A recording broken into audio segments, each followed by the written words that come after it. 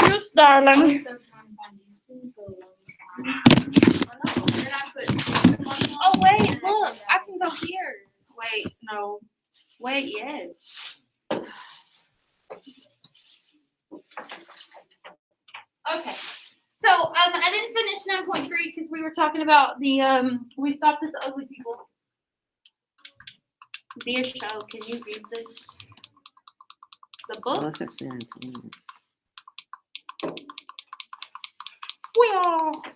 Wasn't that the day Mr. Swanson? No. Where's the sword to was it here? here? Yeah, one day. Oh, I missed it. Okay. So there were 3 guys who were opposing segregation. You ask yourself, like, who can be against segregation or desegregation?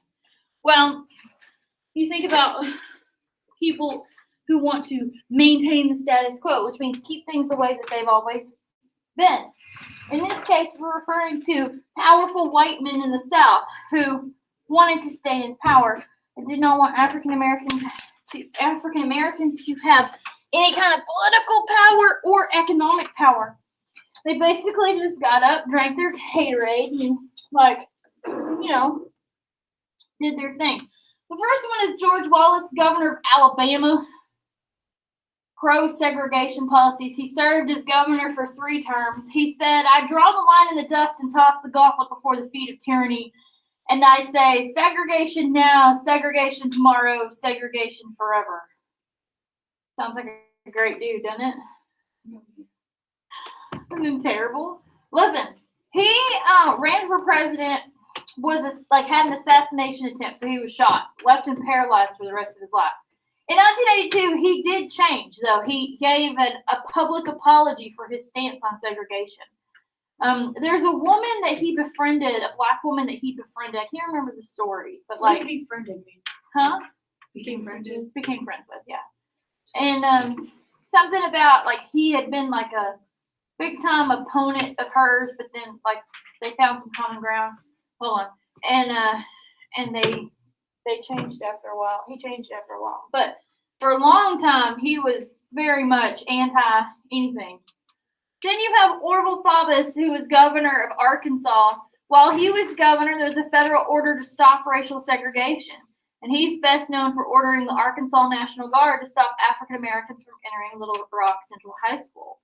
He is one of the guys that was like, the federal government is going to tell us what we can do. We are sovereign citizens of the state of Arkansas.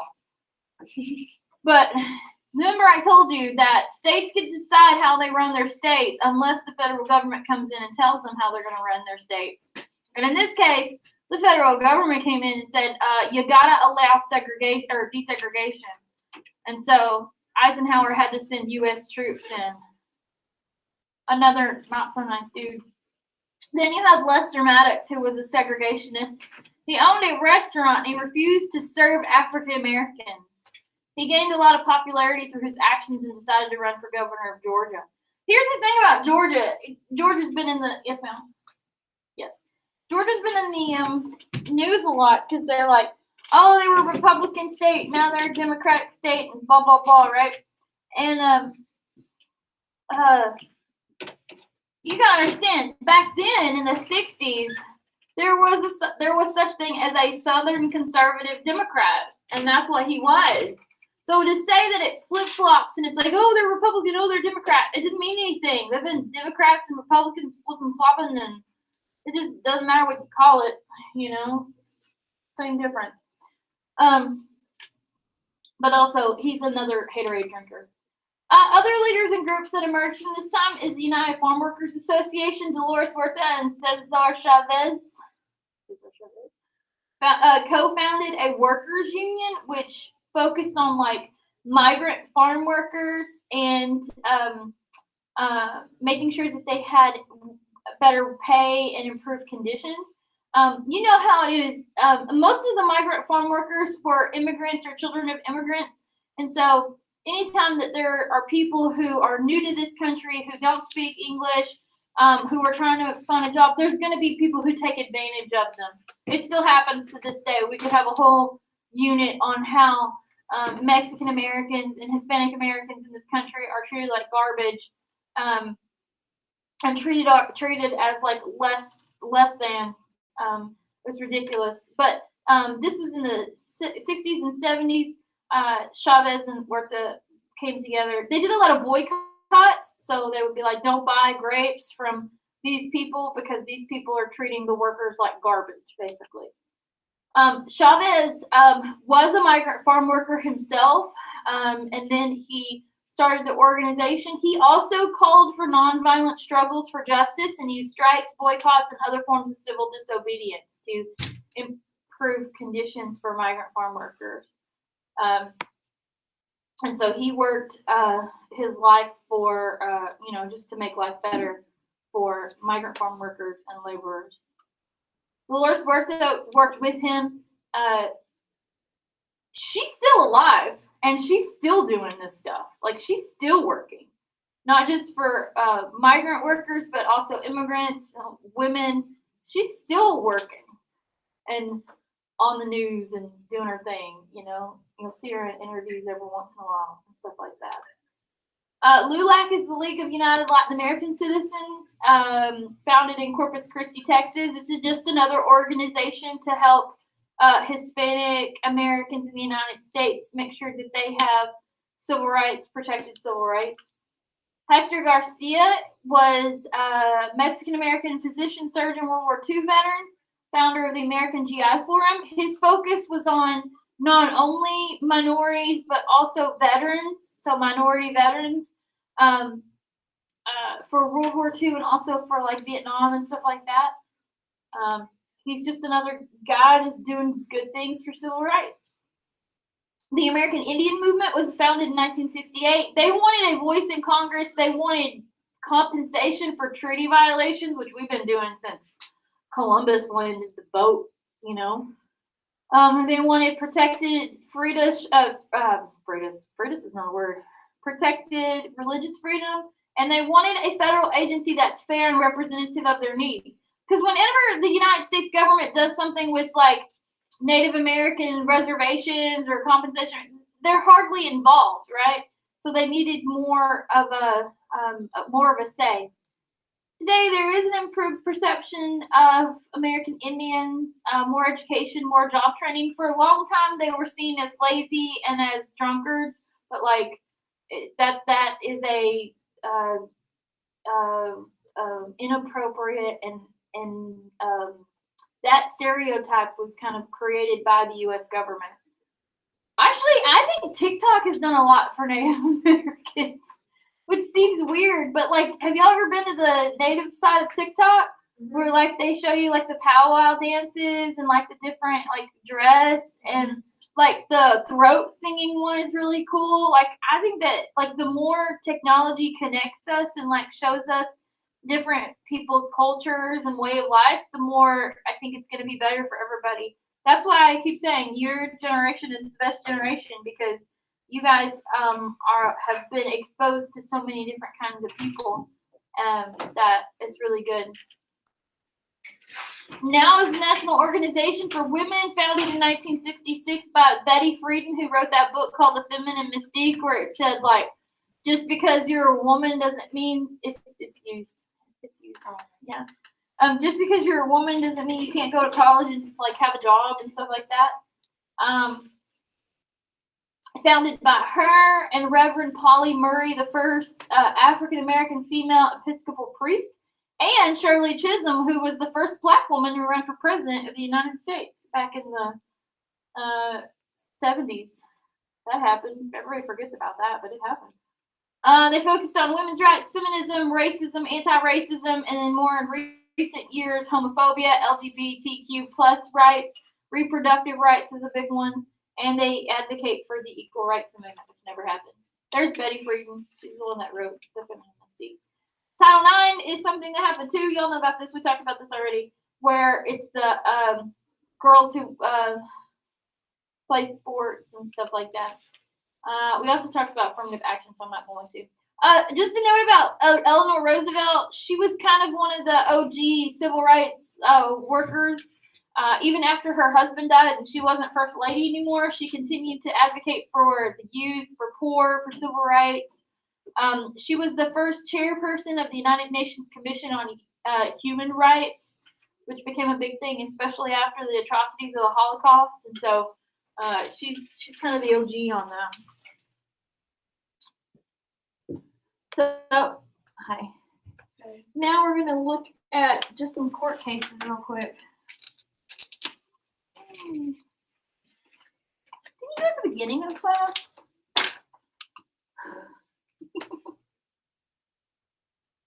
I'm going to just leave in the middle of class and go to the bathroom.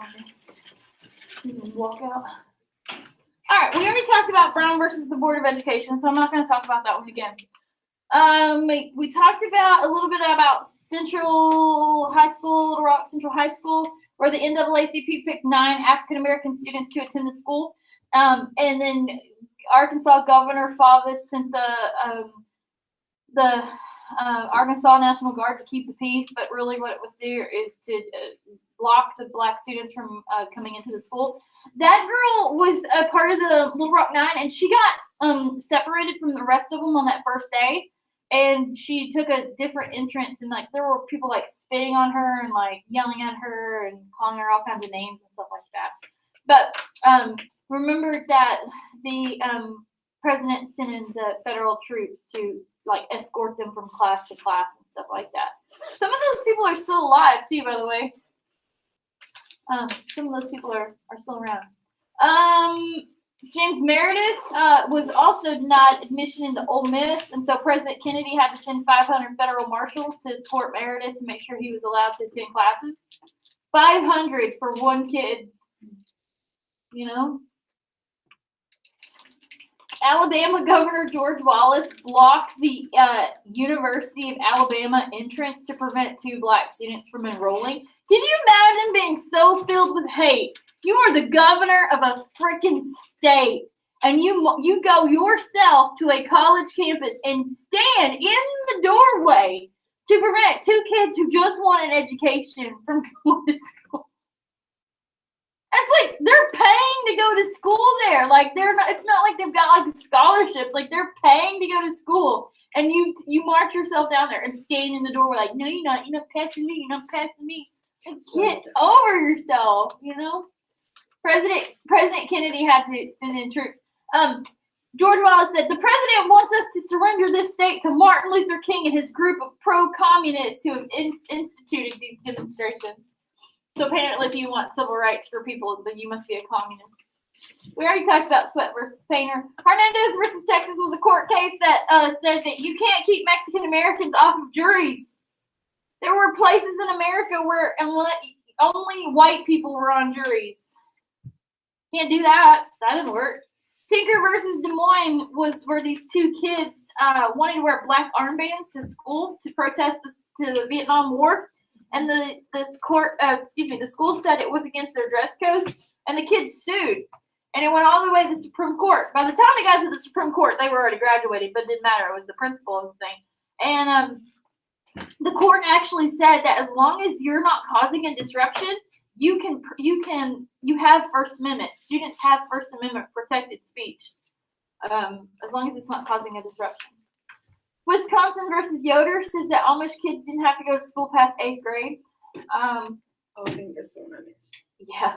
So this case is often cited as a parent's right to homeschool their children.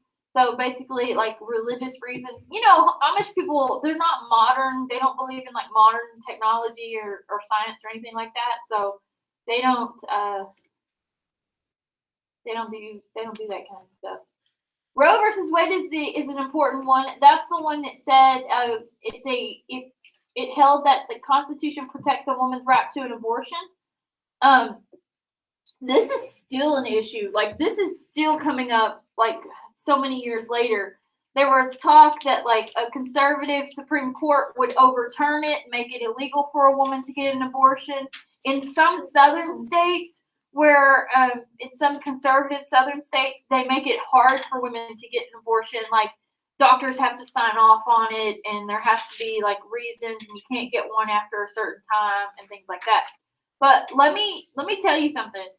This is from a historical point of view. Abortions have been around since the beginning of time. Women who have been getting pregnant have been finding ways to terminate pregnancies since the beginning of time. Some women have resorted to very unsafe, dangerous, unhygienic ways to do that, right? So if the Supreme Court ever says women can't get abortions, abortions will not stop. We'll find a way. Safe abortions will stop. And it will be just some, butcher in a dirty alleyway that is, doing stuff. So, this also comes up with a lot of like reproductive rights. They usually go after Roe versus Wade, whether or not a woman can like get her tubes tied and stuff like that. And anything that has to do with like you deciding what happens to your body, and that's really important for men as well. Like they don't understand, like for men, that's really, really important too.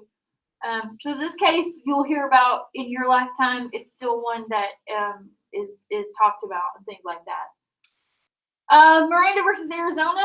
So that's the one where the guy was like, didn't know that he had the right to remain silent, didn't know he had the right to an attorney or anything that he said could be used against him in a court of law.